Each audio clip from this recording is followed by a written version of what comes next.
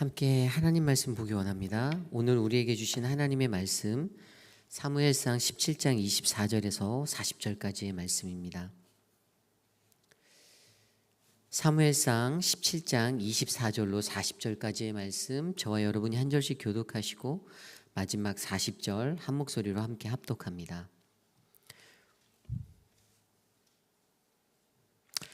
이스라엘 모든 사람이 그 사람을 보고 심히 두려워하여 그 앞에서 도망하며, 이스라엘 사람들이 이르되 너희가 이 올라온 사람을 보았느냐? 그를 죽이는 사람은 왕의 많은 재물로 부하게 하고 그의 딸을 그에게 주고 그 아버지의 집을 이스라엘 중에서 세금을 하시리라. 다윗이 곁에 서 있는 사람들에게 말하여 이르되 이 블레셋 사람을 죽여 이스라엘의 치욕을 제거하는 사람에게는 어떠한 대우를 하겠느냐? 이 할례 받지 않은 블레셋 사람이 누구이기에 살아계시는 하나님의 군대를 모욕하겠느냐? 백성이 전과 같이 말하여 이르되 그를 죽이는 사람에게는 이러이러하게 하시리라 하니라. 큰형 엘리압이 다윗이 사람들에게 하는 말을 들은지라 그가 다윗에게 노를 바라여 이르되 내가 어찌하여 이리로 내려왔느냐? 들에 있는 양들을 누구에게로 맡겼느냐? 나는 내 교만과 내 마음의 완악함을 아노니 내가 전쟁을 구경하러 왔도다. 다윗이 이르되 내가 무엇을 하였나이까? 어찌 이유가 없으리이까 하고 돌아서서 다른 사람을 향하여 전과 같이 말하매 백성이 전과 같이 대답하니라.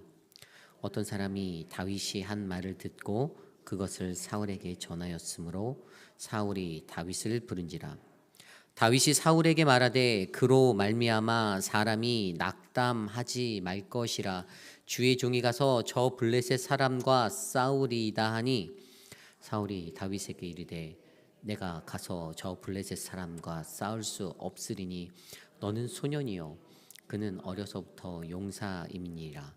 다윗이 사울에게 말하되 주의 종이 아버지의 양을 지킬 때에 사자나 곰이 와서 양떼에서 새끼를 물어가면 내가 따라가서 그것을 치고 그 입에서 새끼를 건져내었고 그것이 일어나 나를 해하고자 하면 내가 그 수염을 잡고 그것을 쳐 죽였나이다. 주의 종이 사자와 곰도 쳤은즉 살아계시는 하나님의 군대를 모욕한 이 할례 받지 않은 블레셋 사람 일이니까 그가 그 짐승의 하나와 같이 되리이다. 또 다윗이 이르되 여호와께서 나를 사자의 발톱과 곰의 발톱에서 건져내셨은즉 나를 이 블레셋 사람의 손에서도 건져내시리이다. 사울이 다윗에게 이르되 가라, 여호와께서 너와 함께 계시기를 원하노라.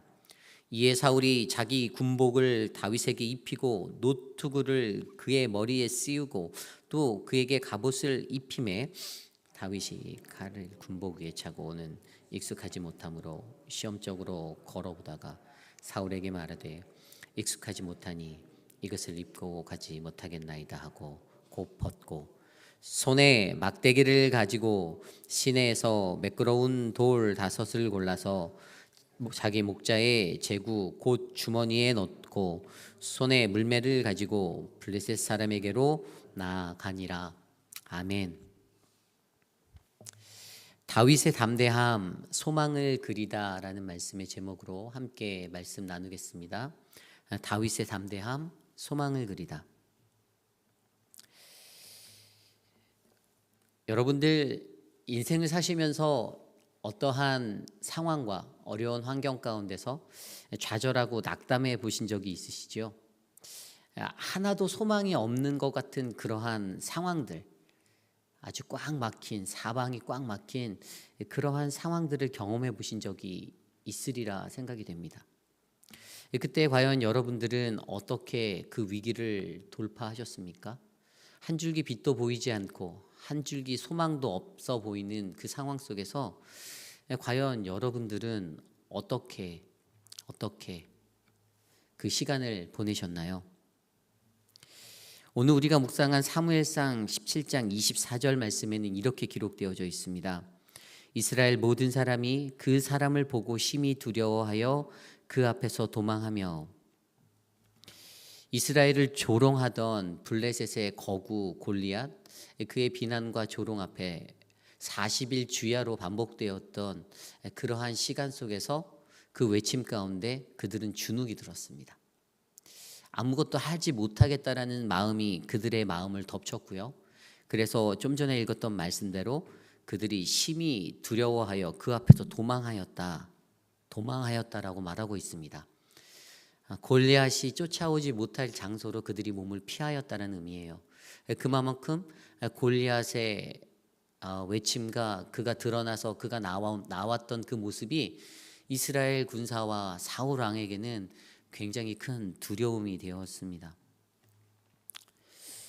그들이 그렇게 피신하고 이스라엘의 모든 사람들이 사기가 다 저하된 그때에 두려워서 손 하나 들 수 없는, 까딱할 수 없는 그러한 막막한 상황 가운데 오늘 한 사람, 바로 다윗이라는 그 어린 한 소년을 통하여 보여주는 그가 가진 담대함, 그 담대함의 이야기가 오늘 말씀에 기록되어져 있습니다.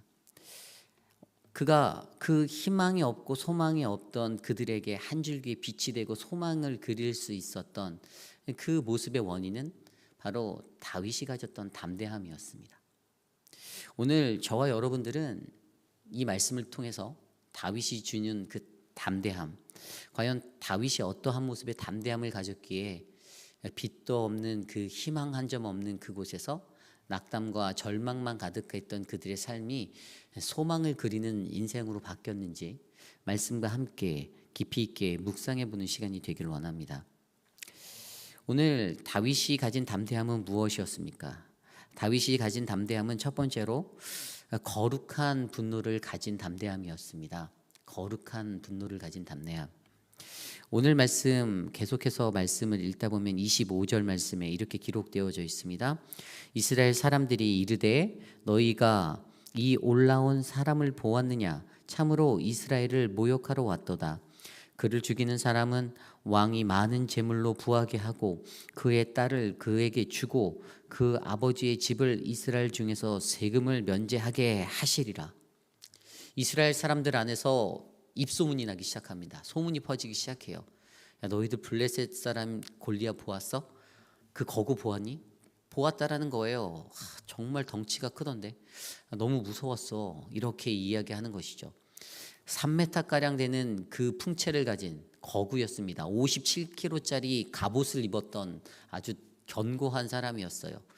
그가 들었던 창날의 끝에 그 날이 7kg가 간다고 하니 그가 보였던 그 거대한 몸집과 그것만으로도 충분히 소외되고 작아 보이는 아주 보잘것없어 보이는 이스라엘 군사들은 전부 다 주눅이 들을 수밖에 없었습니다. 그 사람의 모양과 풍세 때문에 소문이 나기 시작했습니다. 사람들 안에. 그리고 그들 안에 퍼졌던 그 세 가지 베네핏이 있는데 저 골리앗을 죽이는 자에게 사울 왕이 이러한 보상을 해준대라는 세 가지가 나오죠. 좀 전에 말씀에서 제가 읽었던 것처럼 왕의 많은 재물로 부자가 되게 해주겠다라는 것, 그리고 두 번째는 그의 딸을 주겠다라는 것, 그리고 세 번째로 그 가족의 세금을 면제하는 면세의 혜택까지. 굉장히 큰 혜택이었습니다. 일확천금을 한 번에 누려서 자신의 인생이 바뀔 수 있는 어떻게 보면 찬스예요. 기회예요. 이제 그러한 소문들이 나기 시작했습니다. 그런데 그 누구 하나도 그 자리로 나서는 사람이 없었습니다. 그냥 소문은 계속 돌았는데 아무도 그래 내가 해볼게 라고 담대하게 나가는 사람이 아무도 없었어요. 그러던 중에 26절 말씀에 다윗이 그들에게 이렇게 말합니다.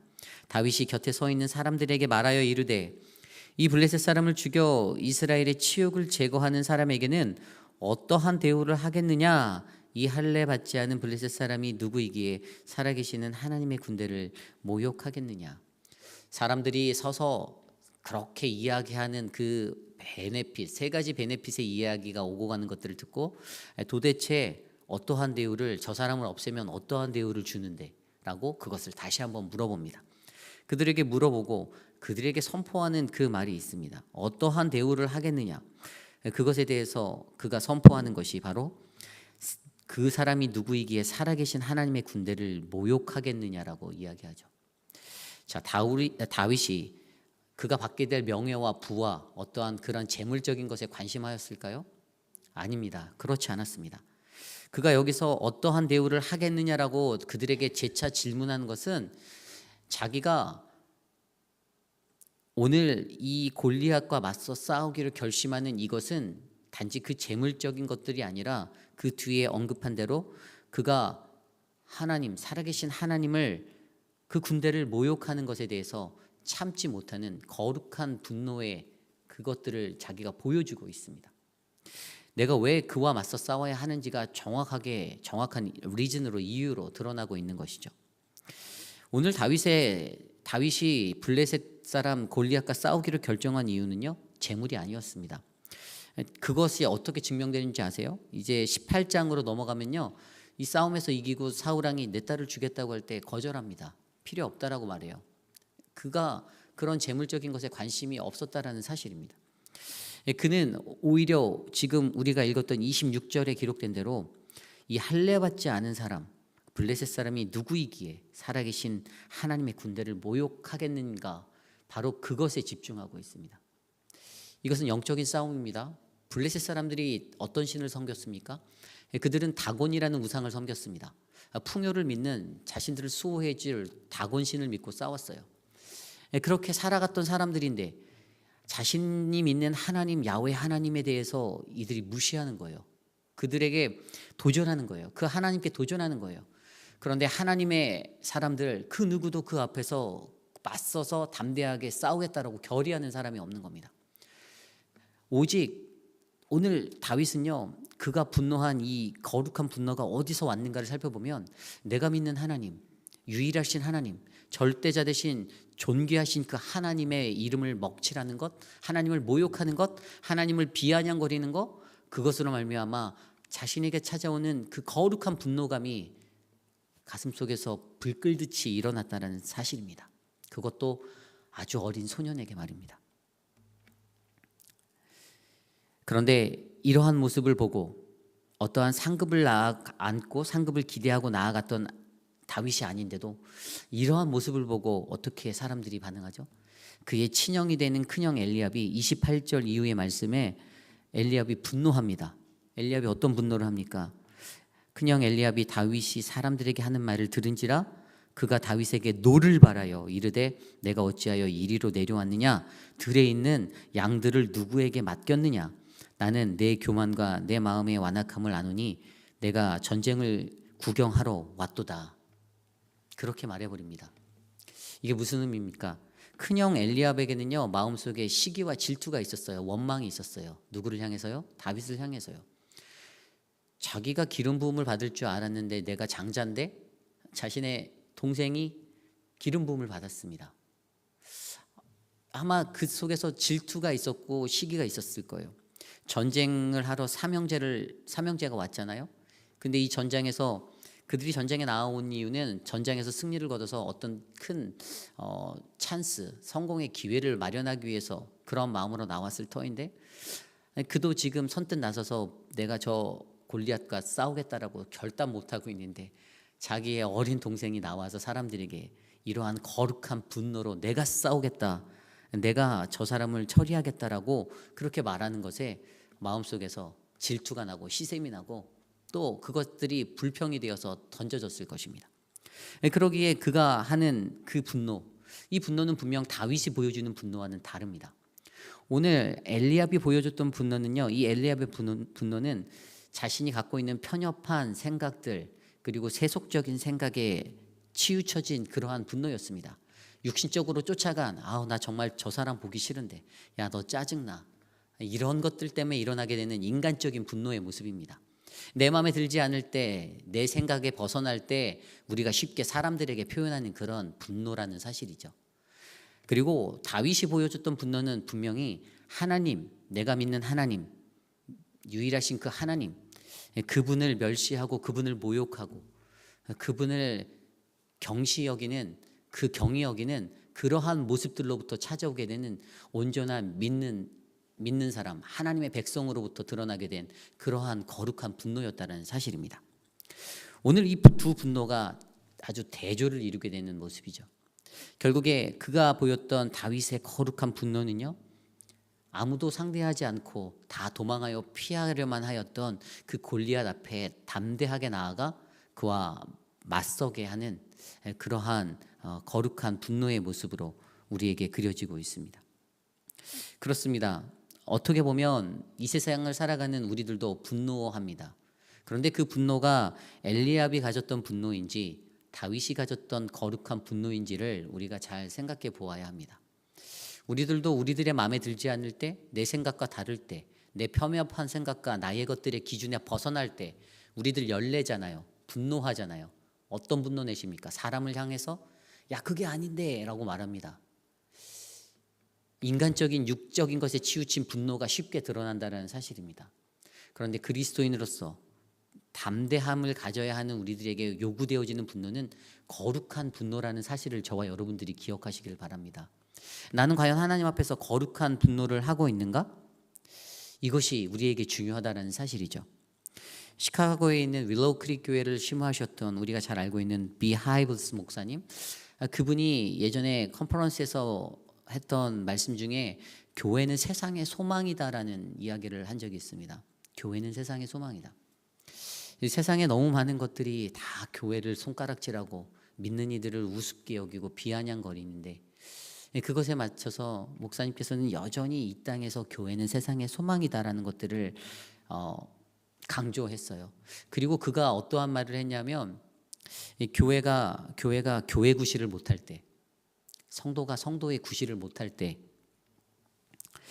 그럴 때에도 그들에게는 거룩한 분노가 필요하다라고 말합니다.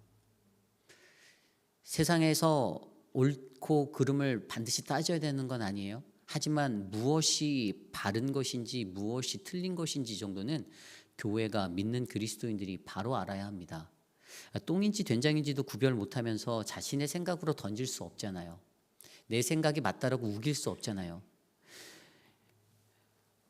그러한 것들이 믿는 이들의 안에서는 거룩한 분노로 타올라야 한다는 사실입니다. 여러분, 옛날에 우리가 겪었던 세월호 사건만 보아도 알지 않습니까? 세월호 사건만 보아도 여러분들 거기에서 무슨 말씀을, 어떤 생각들을 여러분들이 던지실 수가 있나요? 그냥 한 가지 사건이, 한 가지 이슈가 터졌구나. 그냥 뭐 또 나는 괜찮으니까 그냥 오늘 하루를 살아야지. 여러분들 그때 그 시절에 그 상황 속에서 여러분들 마음속에서는 거룩한 분노가 타올라야 합니다. 아무런 그거 없이 희생됐던 그 어린 아이들이 있잖아요. 여러분 지금 러시아와 우크라이나 전쟁을 보면서도 여러분들 마음속에 무슨 생각이 드시나요? 우리들 마음속엔 거룩한 분노가 타올라야 합니다. 굉장히 많은 사람들이 죽었습니다. 수많은 민간인들이, 여성들이, 아이들이 죽었어요. 그런데 그 속에서 그냥 침묵으로 일관하는 것이, 그것이 참된 그리스도인의 모습입니까? 제가 전에 디트리 본회포 목사님 좋아한다고 했던 이유 중에 하나가 그 목사님이 가졌던 그 마음이 있었어요. 그분이 뭐라고 말했냐면, 미치광이가 달리는 열차를 운전하는데, 그 택시를 운전하고 차를 모는데 그것을 그냥 가만히 뒤에서 보고 있는 게 맞는가 맞지 않는가? 여러분들 어떻게 생각하십니까? 그분은 그 사람을 죽여서라도 그 차를 멈춰야 한다라고, 그 만행과 그 독단적인 아주 오만한 그 독선들을 막아야 한다라고, 이것이 그리스도인의 진정한 마음이다, 하나님의 마음이다라고 그는 설명하였습니다. 왜냐하면 그 차를 그대로 놔두면 더 많은 사람들을 치기 때문에, 더 많은 사람들이 위험해지기 때문이죠.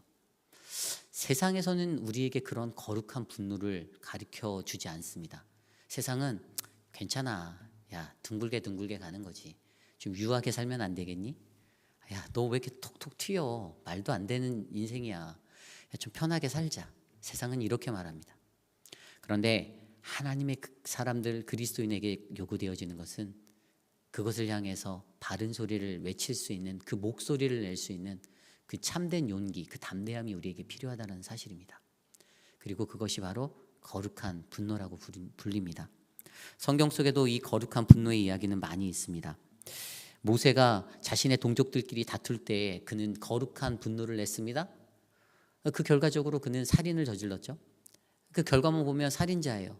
하지만 자신의 동족이 아무런 이유 없이 동족들 간에 싸움이 나고 또 애굽인들에게 모욕을 당하고 매맞음을 당하는 그 상황 속에서 그의 마음속에서는 이것은 불의한 것이야라는 거룩한 분노가 일었다라는 사실입니다. 그리고 우리가 너무나도 잘 알고 있는 예수 그리스도, 그분 또한 거룩한 분노의 예수님이셨어요. 그가 예루살렘에 올라갈 때 마가복음 11장에 나와 있는 예루살렘의 그 성전에 들어갈 때, 올라갈 때 어떠한 일들이 일어났습니까? 시장 잡배들이 다 모여서 장사하고 있는 거예요.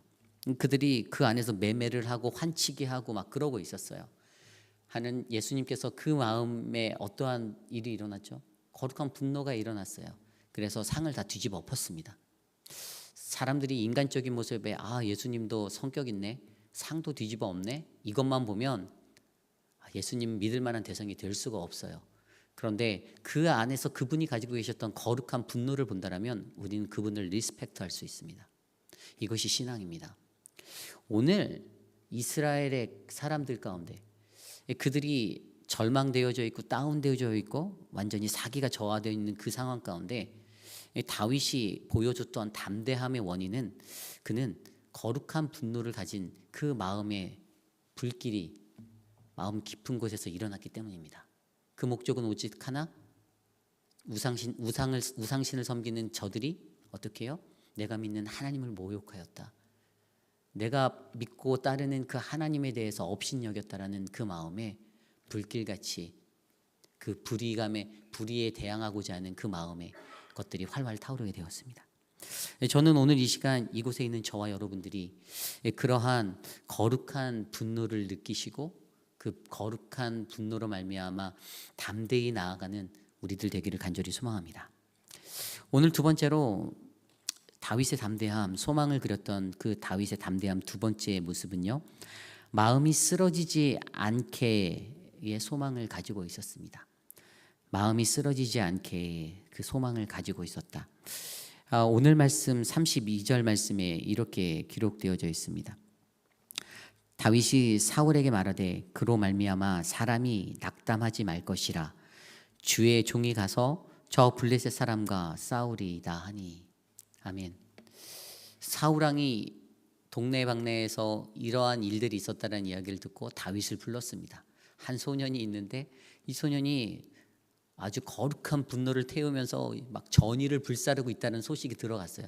그래서 그 친구 데려와봐, 그 아이 데려와봐. 그래서 사울왕 앞에 갔어요. 사울왕 앞에 가서 던졌던 말이 방금 좀 전에 읽었던 32절의 말씀이에요.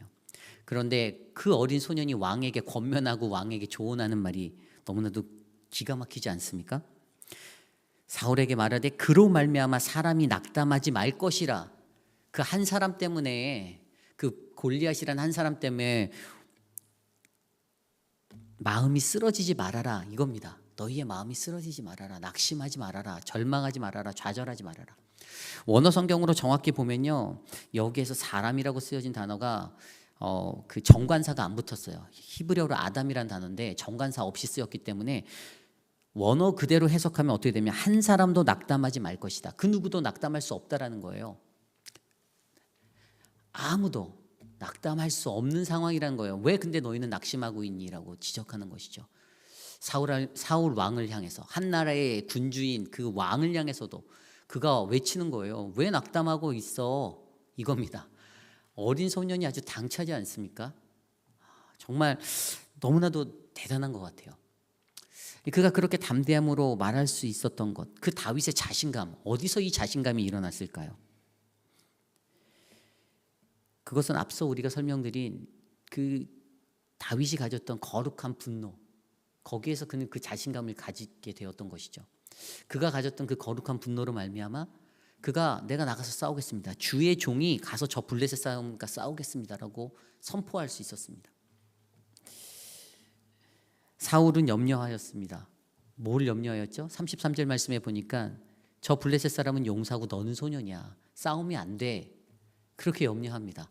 그 말을 듣고 나서도 여전히 사울은요, 인간적인 생각, 인간적인 판단, 자신의 생각으로 그 모든 것들을 가늠하고 이야기합니다. 야, 너는 그 사람의 상대가 되지 않아, 가지마, 너 죽을지도 몰라. 그런데 그것에 대한 다윗의 대답이 더 멋있습니다. 34절부터 37절인데요.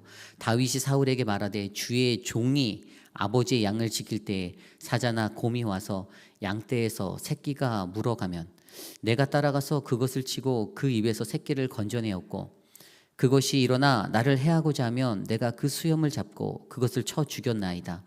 주의 종이 사자와 곰도 쳤은즉 살아계시는 하나님의 군대를 모욕한 이 할례받지 않은 블레셋 사람이리이까 그가 그 짐승의 하나와 같이 되리이다. 또 다윗이 이르되 여호와께서 나를 사자의 발톱과 곰의 발톱에서 건져내셨은즉 나를 이 블레셋 사람의 손에서도 건져내시리이다. 사울이 다윗에게 이르되 가라 여호와께서 너와 함께 계시기를 원하노라. 아멘. 여러분, 다윗이 던지는 이 믿음의 고백이 여러분 느껴지십니까? 나이 많은 사울이야 경험했어도 고백하지 못하는 그 고백이 이 어린 소년으로부터 나와요. 나이가 다가 아니라는 거예요. 아무리 오랜 시간 신앙생활하고 아무리 하나님을 오랫동안 믿었어도 네버 마인드, 그건 절대 중요하지 않습니다. 아무 소용없어요.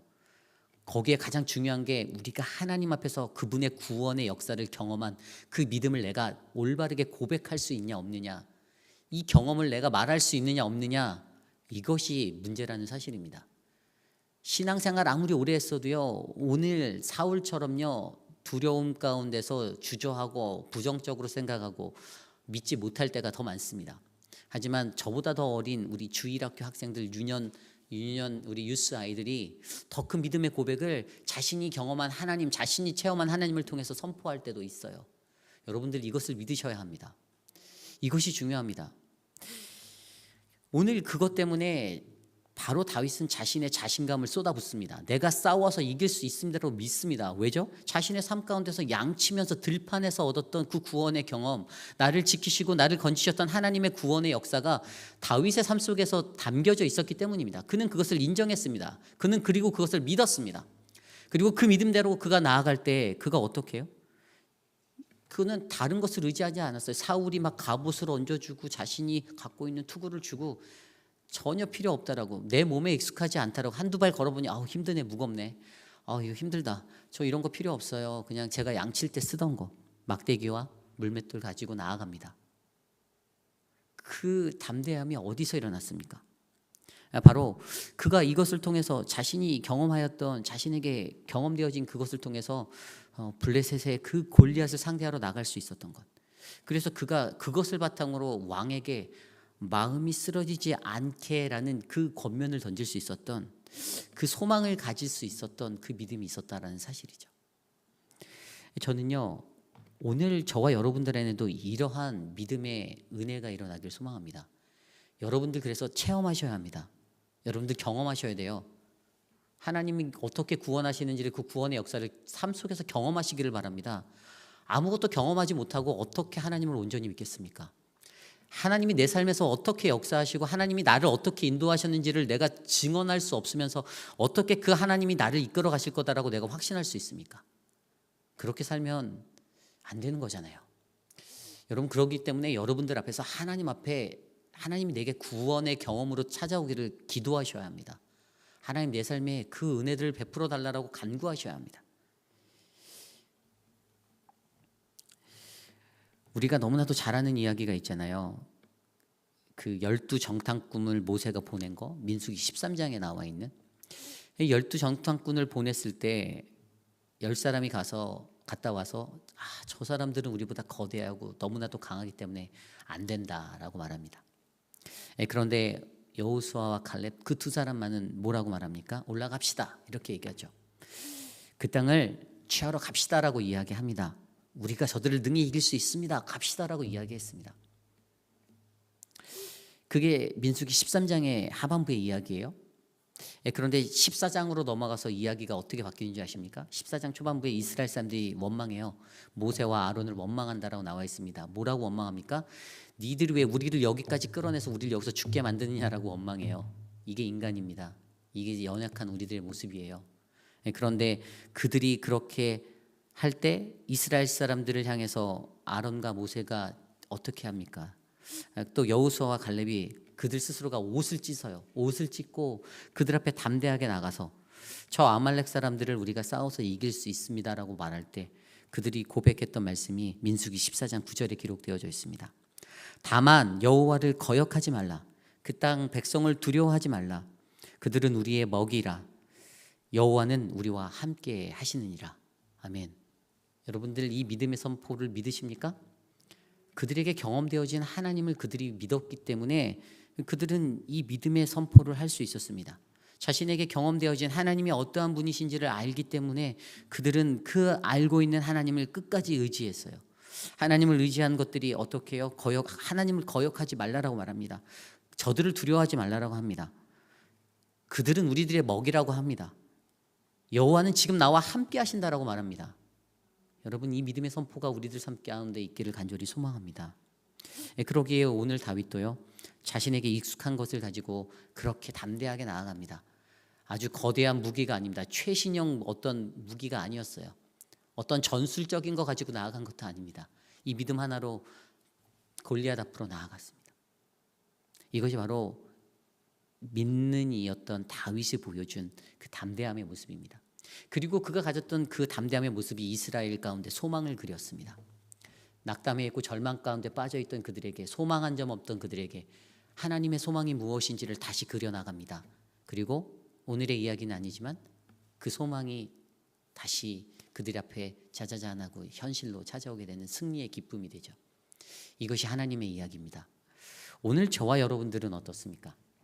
우리들의 인생 가운데 우리들은 어떠한 마음으로 이 하루를 살아가십니까? 형용할 수 없는 어려움이 마음속에 있을 때도 있어요. 두렵습니다. 떨립니다. 손을 하나 까딱 대기도 힘들 것 같아요. 못할 것 같아요. 저는 기질적으로 굉장히 외향적인 성향이 강한 사람이에요. 저는 0.0001%의 찬스만 있으면, 가능성만 있으면 도전하는 사람입니다. 잘 몰라도 도전해요. 그냥 부딪혀 보고 나서 느끼는 그런 유형이에요. 물론 사람마다 다 다르다라는 것을 저는 인정합니다. 그럼에도 불구하고 제 인생 속에서 그 도전함이 있었기에 저는 내가 믿는 하나님, 그분을 믿고 제 어려운 삶의 순간들을 꿋꿋하게 걸어왔습니다. 이것이 제 고백이고 제 경험의 간증이에요. 다윗이 했던 그 경험을 통해서 믿음을 드렸던 것처럼 저도 다윗처럼 여러분들께 그것들을 선포할 수가 있어요. 자신 있게 말할 수 있습니다. 그래서 저는 사실 두렵지 않아요. 제게 내일 어떠한 일들이 펼쳐져도 사실 그다지 신경 쓰지 않습니다. 아무 생각 없는 사람으로 느끼지 마십시오. 그게 아닙니다. 어차피 하나님이 하시는데 아무리 사람이 저한테 한들 그게 무슨 소용이 있겠습니까? 라는 거죠. 사람을 의지하지 않기 때문입니다. 오늘 저는 이 자리에 계신 저와 여러분들 모두가 다윗이 보여준 그 믿음의 담대함을 가지기를 간절히 소망합니다. 사람들을 바라보지 마십시오. 환경을 바라보지 마십시오. 오직 나와 함께 동행하시는 그 하나님을 바라보며 이 어려운 시기를 잘 이겨내는 저와 여러분, 우리 회의비라는 장로교회 되시기를 간절히 소망합니다. 그러한 마음으로 우리 함께 찬양하기 원하는데요, 주님이 주신 땅으로 한 걸음씩 나아갈 때 우리 이 찬양 함께 올려드리겠습니다.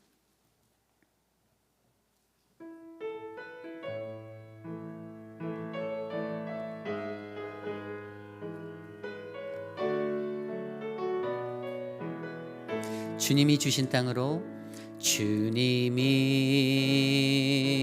주신 땅으로 한 걸음씩 나아갈 때에 수많은 적들과 견고한 성이 나를 두렵게 하지만 주님을 신뢰함으로, 주님을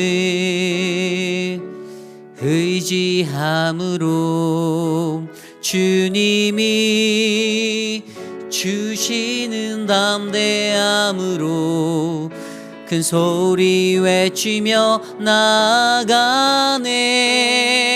이 산지를 내게 주소서.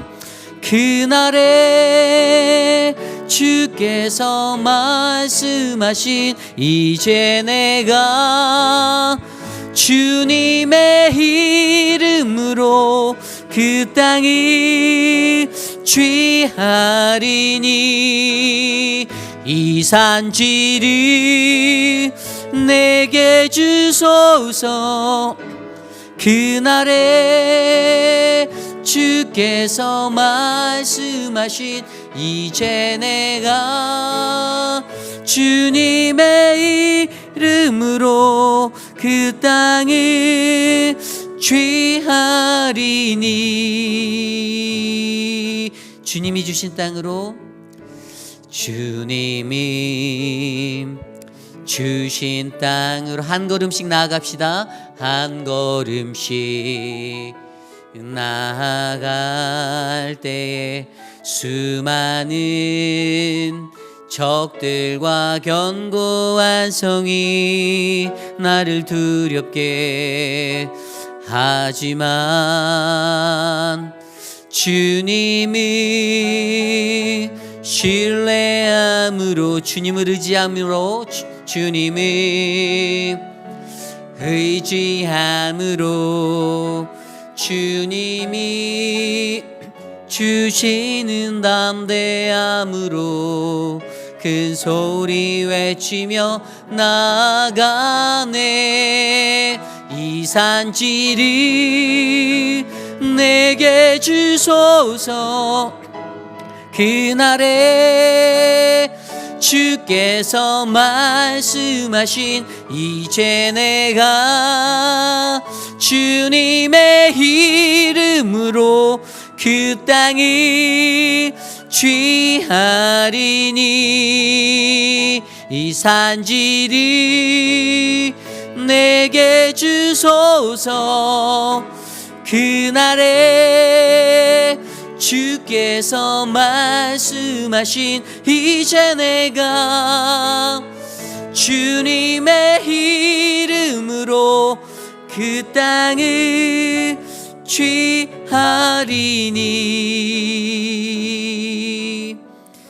아멘. 우리 이 시간에 함께 기도할 때 오늘 주신 말씀을 놓고 기도하기 원합니다. 하나님,